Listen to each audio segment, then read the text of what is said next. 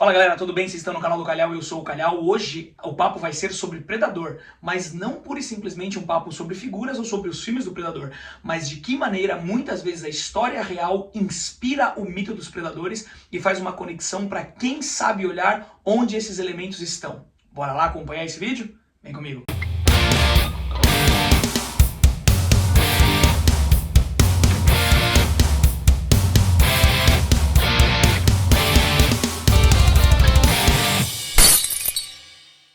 Bom, vamos lá, então, de quem que a gente vai falar desses predadores então? Hoje nós vamos falar do Big Red, mas cara, você já falou sobre o Big Red, você já explicou que ele aparece no Dead End, o curta-metragem do Batman, que ele é um predador inspirado em samurais. O que mais nós iremos falar sobre o Big Red? Nós vamos falar quem inspirou o Big Red, né? Quando você sabe observar ali as características e algo chama a sua atenção, é importante você pesquisar, porque pode ser que você encontre ali a fonte da inspiração para este tipo aqui de personagem tão único na história dos predadores. Bom, o Big Red ele é inspirado por um dos 4 reis celestiais, que são os 4 generais de elite do Tokugawa Ieyasu, que é o cara que finaliza a unificação do Japão ali justamente no século 17, tá?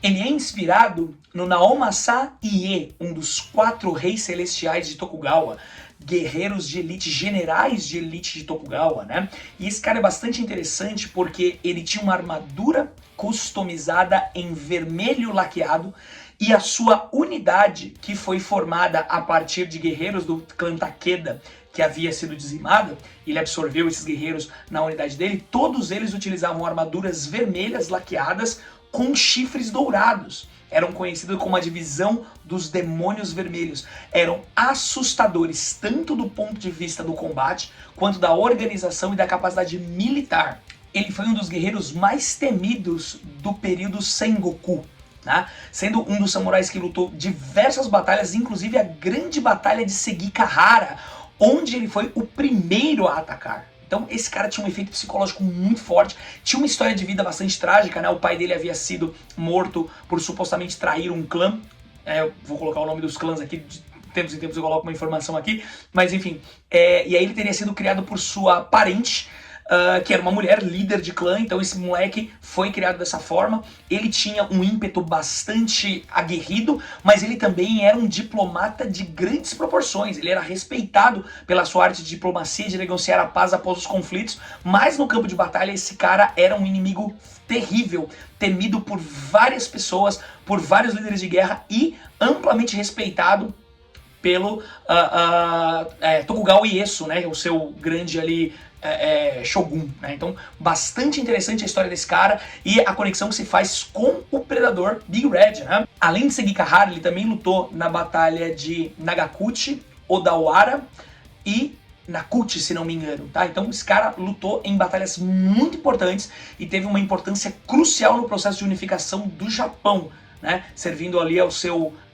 ele era um daimyo e ele servia então ao seu shogun, né? Que é o Tokugawa Ieyasu, que é o cara que unifica o Japão, depois da morte do Hideyoshi Toyotomi. Então ele acaba ali unificando o Japão e criando o shogunato que a gente conhece ali ao longo do século 17 no Japão, né? Então uma figura bastante destacada num exército onde você tinha figuras brilhantes da história militar do Japão. E uma coisa interessante a gente acha bonita essa armadura, né? Vermelho, tal, mas tem que lembrar que no campo de batalha, bicho, isso aqui teve um impacto psicológico absurdo nas tropas.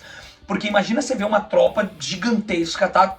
Eu não lembro exatamente por quanto era composto a divisão dele, mas eram, né, na casa ali dos milhares de homens, esses caras todos utilizando armaduras vermelhas, armaduras carmesim no campo de batalha, num local onde vai derramar sangue, né, chifre dourado. Cara, isso aqui tinha um impacto absurdo. E a gente consegue perceber um pouco do impacto absurdo quando a gente olha um e depois a gente vê dois, né? Que eu fiz um segundo predador, pensando inclusive inspirado, né, nessa história aí do Naomasa Ie. E cara, olha que muito louco, né? As ações desses indivíduos, desse indivíduo, perdão, né? Desse daimyo importante do Japão, ele vai acabar por consolidar o poder do clã dele por cerca de 260 anos. E no ano de 1858, um descendente dele utilizou a autoridade clânica para abrir os portos japoneses para o interesse no comércio internacional ali no ano de 1858, né? Eu acabei de falar para vocês. Então, é bastante interessante como isso está atrelado diretamente à história do Japão. Então, essa estética e esse impacto que esse visual causa na gente está historicamente conectado a pontos cruciais do processo de formação do Japão feudal. Então, isso é fenomenal, tá? Então, gente, vou colocar na descrição ali os principais especialistas que estudam a história dos samurais e mais especificamente das ações ali do Naoma Sai.